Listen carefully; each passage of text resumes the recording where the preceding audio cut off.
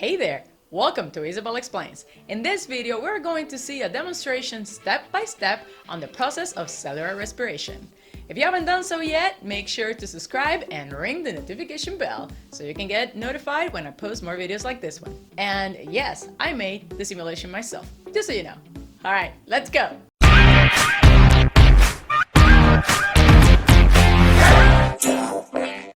Before we jump into the process itself, let's look at the bigger picture. What the heck is cellular respiration and why does it happen? Well, the word respiration comes from the Latin word respirationem, which means breathing. I didn't mean to turn this into Spanish class, but that's pretty close to how we say breathing in Spanish. Respiración. But I guess the term cellular breathing is not as fancy. Anyway, if you've seen my video on cell structure, you know that our cells are very much like a small version of ourselves. And just like we breathe, so do our cells. So how do our cells breathe? Well, what do you breathe? Oxygen. And what do you exhale? Carbon dioxide, right? Well, that's exactly what our cells breathe. Now, cells also take it to another level. They combine what you breathe with what you eat because the purpose of cellular respiration is to produce energy. And although you can get more energy by breathing harder, if you don't eat, you're probably gonna faint. So, cells combine glucose and oxygen to produce energy and carbon dioxide. They also produce water in the process, which is why we need oxygen, but we'll talk about that later in the video. They do this by following 4 steps: glycolysis, pyruvate oxidation, the Krebs cycle, and oxidative phosphorylation. Now, don't get intimidated by the big fancy words, because I'll make sure that they all make sense by the end of this video.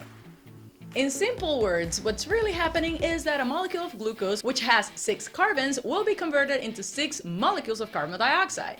And in the process, electrons will be harvested and later used to feed a factory of energy that makes ATP, which is the form of energy the cells use.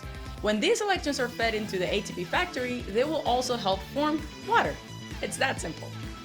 Now let's jump into the details, shall we? Take a deep breath. All right, here we go. First, let's start with glycolysis, which happens in the cytosol of the cell. Here we have a molecule of glucose. The first thing that is going to happen to this molecule is that it will become phosphorylated. Phosphorylated just means that it will receive a phosphate, which in this case is provided by a molecule of ATP. Once the ATP donates this phosphate, it becomes ADP. The reason why this phosphorylation happens is so that the glucose molecule becomes unstable and is easier to split in half. Remember, we're trying to get it down to 6 molecules of carbon dioxide. Unfortunately, only 1 phosphate is not enough, so the molecule becomes phosphorylated once again by another ATP. At this point, the molecule is unstable enough and it will split in half, making 2 3-carbon molecules called glyceraldehyde 3-phosphate, also known as G3P. Each G3P will donate a hydrogen to a molecule of NAD+ to convert it to NADH. Remember I said that electrons will be harvested and sent to a factory of ATP?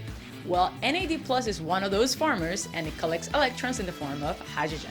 The G3P will also become phosphorylated, but this time not from ATP, but from an inorganic phosphate. Alright, now the goal is to become pyruvate, and pyruvate doesn't have any phosphates, so we gotta get rid of both of them, one at a time. How? Well, each 3-carbon molecule will donate their phosphates to ADP molecules to form ATP.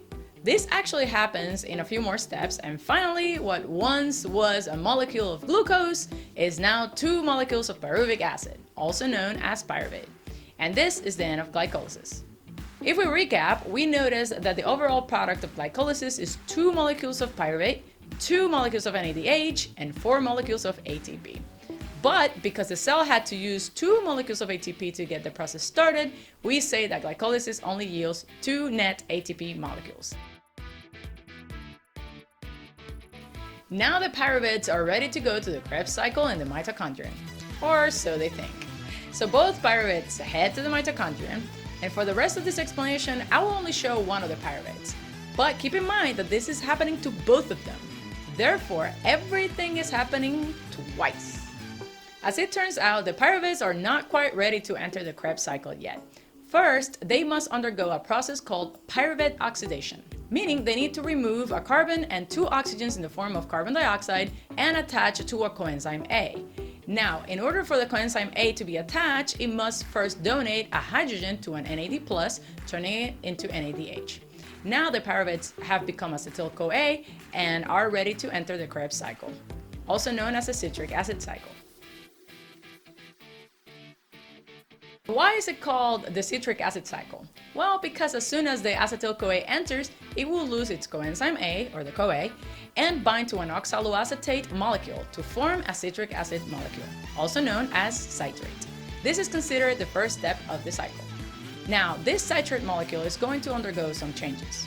On what we consider the second step, citrate is going to change its shape and become isocitrate. Nothing really interesting.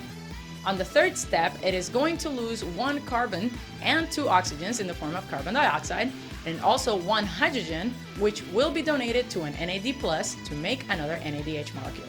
On the fourth step, something very similar is going to happen. A carbon dioxide will be released from the molecule, taking out a carbon and two oxygens, and one hydrogen will be donated to another NAD+ to form another NADH molecule. But this time because our CoA friend is back. On the fifth step, the CoA will leave the molecule with the help of water, and an ATP will be produced. I will spare you the details of exactly how, but just know that an ATP molecule will be produced in this step by using the energy released from this reaction. On the sixth step, another molecule similar to an NAD+ comes in and this time takes out two hydrogens. The name of this molecule is FAD, and it becomes FADH2. On the seventh step, a molecule of water comes in and adds oxygen and two hydrogens to the molecule. On the eighth and last step, one last NAD+ molecule comes in to take another hydrogen, now forming one last molecule of NADH. And what once was citric acid has now become oxaloacetate again, and it's ready to take in another acetyl-CoA molecule to restart the cycle. As I mentioned at the beginning of the video, the purpose of cellular respiration is to make energy in the form of ATP. So in this step is where we're going to see how the mitochondria is able to make a ton of ATP from the electron carriers, NADH and FADH2, that were produced from both glycolysis and the Krebs cycle. This process is called oxidative phosphorylation because the oxidation or loss of electrons of NADH and FADH2 will aid the phosphorylation of ADP molecules, turning them into ATP. Let's see how. If we add up the NADH and FADH2 that was made on both processes, we have a total of 10 molecules of NADH and 2 molecules of FADH2 entering the electron transport chain, which is located in the inner membrane of the mitochondria. Now, what's going to happen is that each NADH is going to detach its hydrogen by giving 2 electrons to the first pumping protein of the ETC. Something that needs to be mentioned here is that both the matrix and the intermembrane space have tons of hydrogen ions in them already, and the intermembrane space has a much higher concentration of hydrogen. So when this first pumping protein receives its pair of electrons, it is going to use its energy to pump a hydrogen ion against its concentration gradient towards the intermembrane space.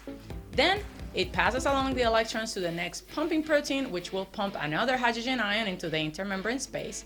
And this second protein will pass on the electrons to the last pumping protein in the chain that will pump one more hydrogen ion into the intermembrane space. Those electrons are finally given to the oxygen that we breathe in, which is going to use them to combine with hydrogen ions and form water.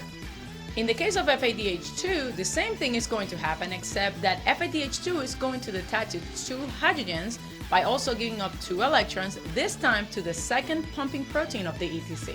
Now, what happens to those hydrogen ions that got pumped into the intermembrane space? Well, since the intermembrane space has a much higher concentration of hydrogen ions, they are going to try to move back into the matrix. But since the inner membrane is impermeable to hydrogen ions, meaning they can't freely pass through it, they need to find a way to get back into the matrix. They need a smuggler.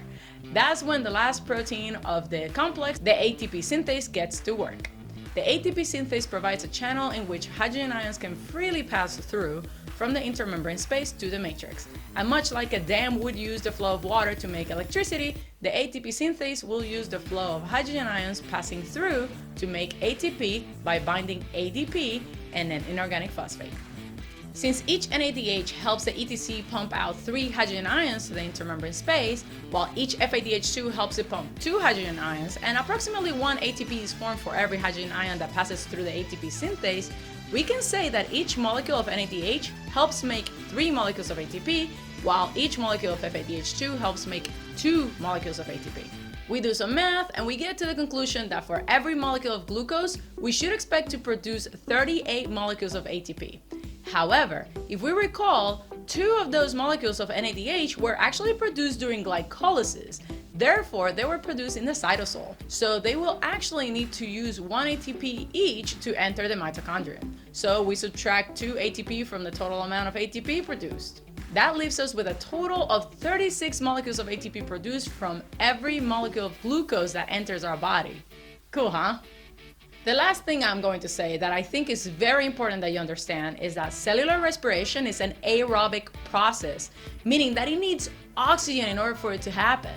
If oxygen is not present, the cell will probably try to undergo fermentation, which I'll probably make another video about next time. Until then, make sure to like this video, subscribe, and hit the notification bell. I'll see you next time.